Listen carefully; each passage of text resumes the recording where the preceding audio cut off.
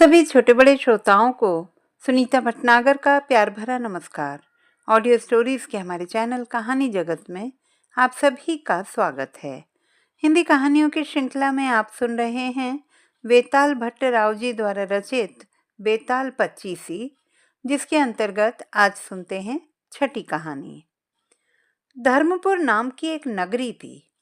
उसमें धर्मशील नाम का राजा राज करता था। उसके अंधक नाम का एक दीवान भी था।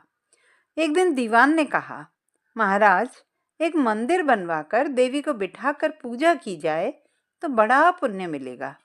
राजा ने ऐसा ही किया। एक दिन देवी ने प्रसन्न होकर उससे वर मांगने को कहा। राजा के कोई संतान नहीं थी। उसने देवी से पुत्र मांगा। देवी बोली, अच्छी बात है, तेरा बड़ा प्रतापी पुत्र होगा। कुछ दिन बाद राजा के एक लड़का हुआ। सारे नगर में बड़ी खुशियां मनाई गईं। एक दिन एक धोबी अपने मित्र के साथ उस नगर में आया। उसकी निगाह देवी के मंदिर में पड़ी। उसने देवी को प्रणाम करने का इरादा किया। उसी समय उसे एक धोबी की लड़की दिखाई दी जो बड़ी सुंदर थी। उसे देखकर वह इतना पागल हो गया कि उसने मंदिर में जाकर देवी से प्रार्थना की कि हे देवी, यह लड़की मुझे मिल जाए। अगर मिल गई तो मैं अपना सिर तुझ पर चढ़ा दूंगा। इसके बाद वह हर घड़ी बेचैन रहने लगा। उसके मित्र ने उसके पिता से सारा हाल कहा। अपने बेटे की यह हालत देखकर वह लड़की के पिता के पास गया और उसके अनुरोध करने पर दोनों का विवाह हो गया। विवाह के कुछ दिन बाद लड़की के पिता के यहाँ उत्सव हुआ। इसमें शामिल होने के लिए न्योता आया। मित्र को साथ लेकर दोनों चल पड़े। रास्ते में उसी देवी का मंदिर पड़ा तो लड़के को अपना वादा याद आ गया। उसने मित्र और स्त्री को थोड़ी देर रुकने को कहा और स्वयं जाकर देवी को प्रणाम करके इतने जोर से तलवार मारी कि उसका सिर धड़ से अलग हो गया। देर हो जाने पर जब उसका मित्र मंदिर के अंदर गया तो देखता क्या है कि उसके मित्र का सिर धड़ से अलग पड़ा है। उसने सोचा कि यह दुनिया बड़ी बुरी है।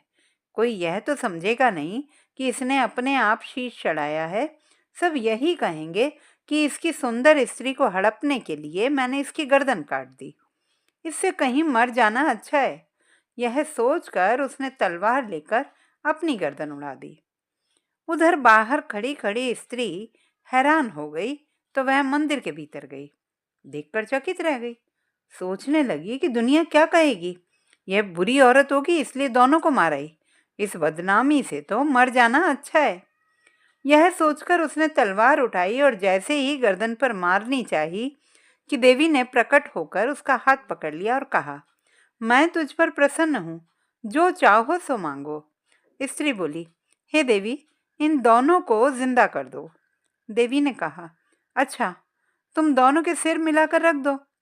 घबराहट में स्त्री ने सिर जोड़े तो गलती से एक का सिर दूसरे के धड़ पर लग गया। देवी ने दोनों को जिंदा कर दिया। अब वे दोनों आपस में झगड़ने लगे। एक कहता था यह स्त्री मेरी है, दूसरा कहता मेरी। वेताल बोला, हे राजन, बताओ कि यह स्त्री किसकी हो। राजा ने कहा, नदियों में गंगा उत्तम है, पर्वतों में सुमेरु, वृक्षों में कल्प वृक्ष और अंगों में सिर। इसलिए शरीर पर पति का सिर लगा हो वही पति होना चाहिए। इतना सुनकर वेताल फिर पेड़ पर जा लटका। राजा उसे फिर लाया तो उसने 7वीं कहानी कहनी शुरू की। तो दोस्तों, ये थी हमारी आज की कहानी। आपको कैसी लगी कमेंट बॉक्स में लिखना ना भूलें। चैनल को सब्सक्राइब करें, लाइक करें और मित्रों के साथ शेयर करें। फिर मिलेंगे कल नई कहानी के साथ। तब तक के लिए नमस्कार।